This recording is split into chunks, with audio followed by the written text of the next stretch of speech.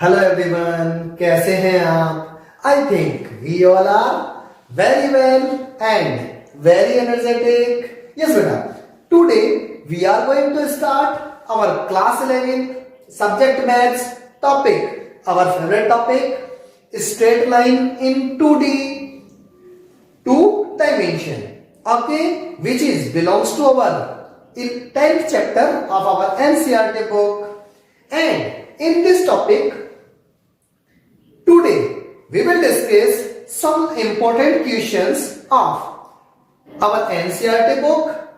Okay then, so our first question is, find the equation of a straight line through the given point 2, 3, 2 which makes acute angle of 45 degree with the line, and given line is x minus 2y minus 3 is equal to 0.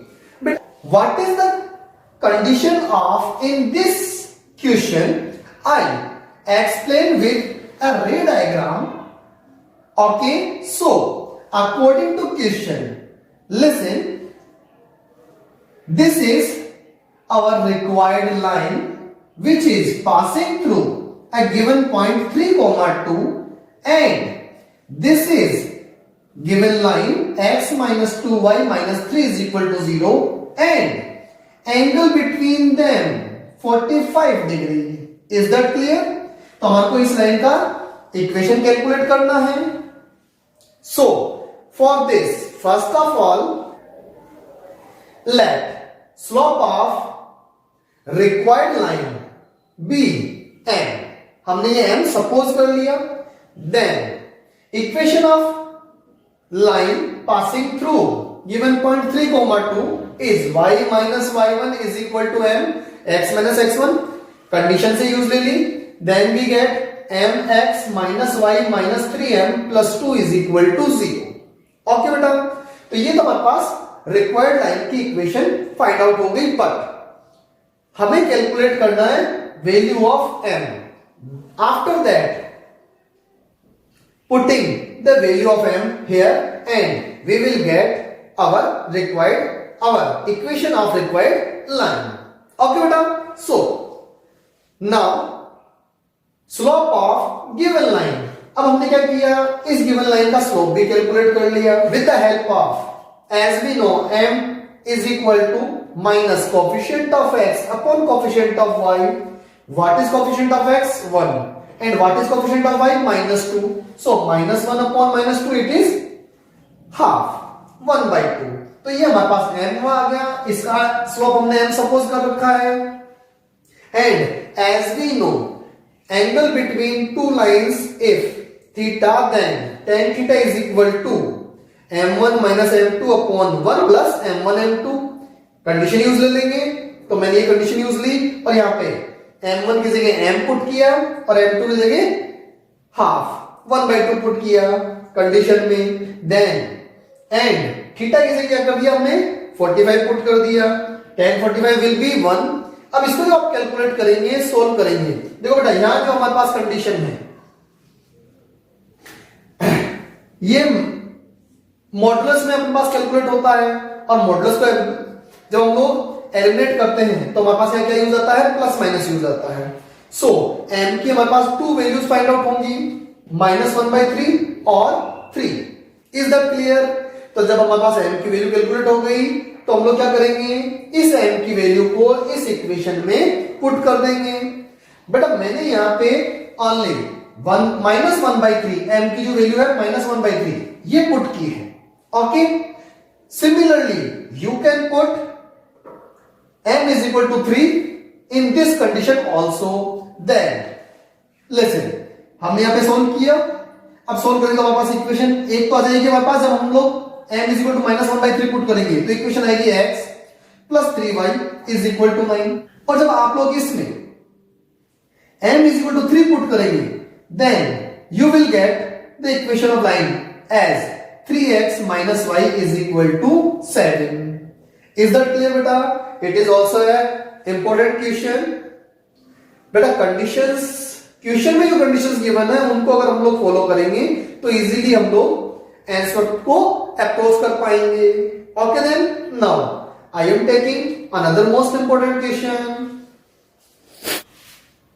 Yes बेटा, now it is our most important question of our NCERT book, and question is, show that the product of perpendiculars on the line x upon a cos theta plus y upon b sin theta is equal to 1 from given points। बेटा यहाँ पे दो point है, यहाँ plus minus use ले रखा है, तो फर्स्ट पॉइंट हम लोग यूज लेंगे पॉजिटिव के लिए, root a square minus b square comma 0, और सेकेंड पॉइंट हम लोग लेंगे minus root a square minus b square comma 0। तो हमारे पास दो पॉइंट आ गए, is b square. Now what is the mean of this question? Yes, question says that हमारे पास 2 पॉइंट्स है और एक लाइन है, तो इन दोनों पॉइंट्स का लाइन पे परपेंडिकुलर डिस्टेंस कैलकुलेट करना है, और उन दोनों का जो प्रोडक्ट होगा that will be b square, ये हमारे को शो करना है।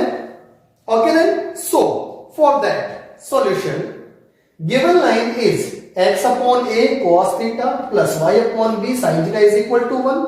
तो मैंने इसका क्या किया, एलसीएम लेके सोल्व कर दिया, थोड़ा सिंप्लीफाई कर लिया, then we will get b cos theta x plus a sin theta y minus ab is equal to 0।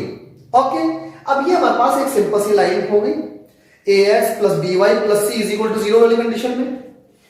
ये हमारे पास पॉइंट गिवन है लाइक x1 y1, तो हम लोग परपेंडिकुलर डिस्टेंस वाला फॉर्मूला अप्लाई कर सकते हैं, यूज ले सकते हैं। So I use this formula, then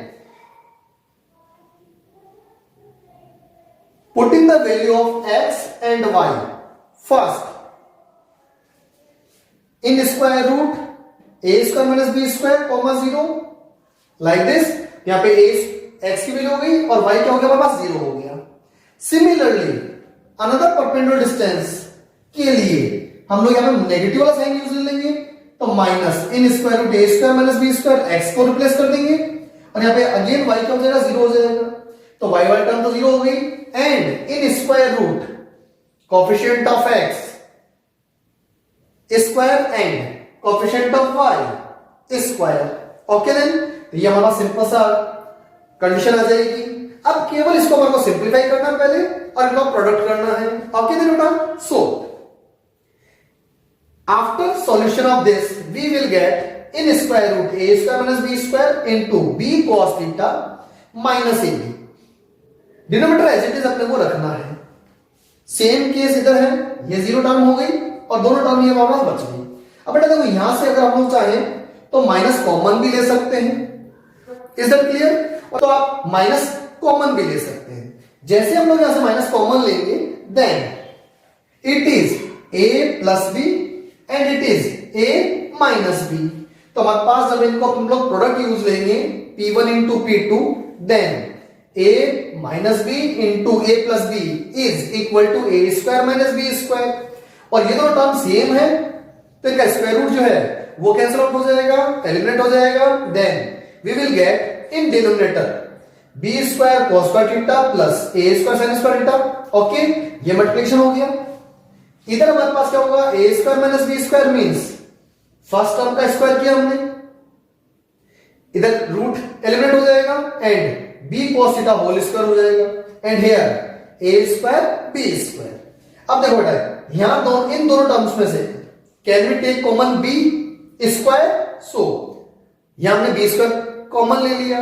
अब यहां पे जब हम लोग इसको सिंप्लीफाई करेंगे तो a square cos square theta minus b square cos square theta minus a square. अब देखो, इस टर्म में और इस टर्म में can we take common a square minus a square, तो मैंने यहां पे माइनस a स्क्वायर कॉमन ले लिया, then we will get 1 minus cos square theta और minus b square cos square theta, it is sin square theta. तो हमारे पास क्या कंडीशन बन जाएगी, यहां पे माइनस कॉमन ले लेंगे तो माइनस माइनस वापस हो जाएगा प्लस, और यहां हमारा हो जाएगा a square sin square theta plus b square cos square theta which is equal to this. तो ये दोनों कैंसिल आउट हो जाएंगे, and product of perpendicular distance from these points to this line is equal to b square. It is our required answer. So you should try, you should practice these type of questions of our NCERT book also. Yes beta, our next question is, a point moves such that its distance from given point 4, 0 is equal to distance from line 3x plus 4y minus 2 is equal to 0. Then find its locus or path. बेटा हमारे पास एक movable point है, एक variable point है, इसकी एक point से distance और इसी की एक लाइन से डिस्टेंस को हमारे को इक्वल करना है। तो 2 पॉइंट्स का डिस्टेंस का फॉर्मूला हमारे को मालूम है, in square root x2 minus x1 square plus y2 minus y1 square, वो तो हमने यहां यूज ले लिया। और एक पॉइंट का लाइन से डिस्टेंस का फॉर्मूला ये भी हमारे को मालूम है, ये यहां हमने यहां पे यूज ले लिया। Okay then now if we will calculate this or solve this, then it is 12 minus 2, ये तो 0 हो जाएगा, then it is 9 plus 16, 25, square root of 25 is 5, तो it is equal to 2। और यहां हमारे पास y minus 0 है, तो इसको हम लोग y square मेंशन कर सकते हैं, ये मैंने as it is मेंशन कर दिया। If we squaring both the side, then we will get x minus 4 whole square plus y square is equal to 4। अब आप चाहो तो यहीं पे भी ड्रॉप कर सकते हैं, it is a locus of variable point and you can calculate it also if we solve this as a minus b whole square, then we will get x square plus y square minus 8x, और यहां पे अपने पास 16 आएगा, 16 minus 4 करेंगे तो हमारे पास कितना बच जाएगा 12। Is that clear? So it is locus of this variable point. Okay then beta, so you should try some extra questions from some other books also. Okay then beta, okay, thank you, best of luck.